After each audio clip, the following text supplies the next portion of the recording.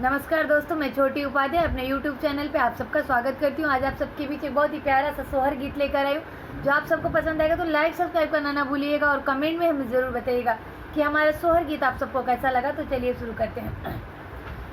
केवट केवट पुकारी ले, केवट ना बोले ले हो, हे केवट कब मोसे गंगा जी भेटाई है, कहबी दुख यापन सुनबी सुख उनकर हो, हे केवट कब मोसे गंगा जी भेटाई है, कहबी दुख यापन सुनबी सुख उनकर हो।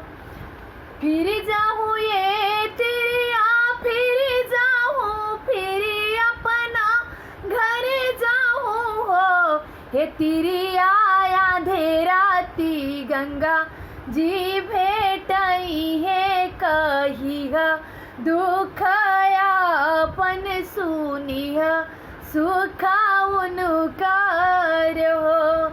फिर जाऊँ ये तिरिया, फिर जाऊँ फिर अपना घर जाऊँ हो, तिरिया आधे राती गंगा जी भेटाई है, कहिह दुख यापन सुनिह सुख उनकर हो।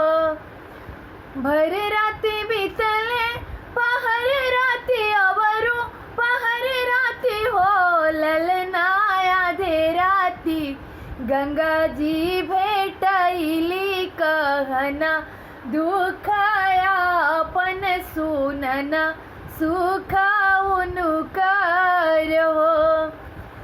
किया तोहरे ये कोसिला नैहर दुख, किया दुख ससुर हो, कोसिला कवना संग कट तोहरा पर ले आधे हो राती आवेलु हो, कोसिला कवना संकट तोहरा पर ले आधे हो राती आवेलु हो।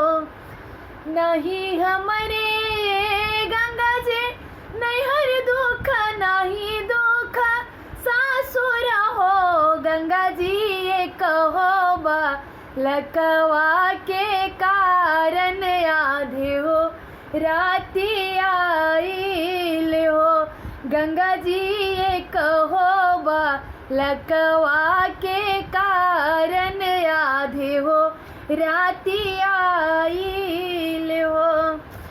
फिर जाऊँ ये कोसिला, फिर जाऊँ फिर अपना घर जाऊँ हो, कोसिला तोहरा कोखी राम जी जनमी है, अयोध्या के मालिक हो, कोसिला तोहरा कोखी राम जी जनमी है, अयोध्या के मालिक हो। जाहू मोरे राम जी जनमी है, अयोध्या के मालिक हो, गंगा जी सोनवे मढ़ैबो राउर घाटत रूपवे के सीढ़ी हो।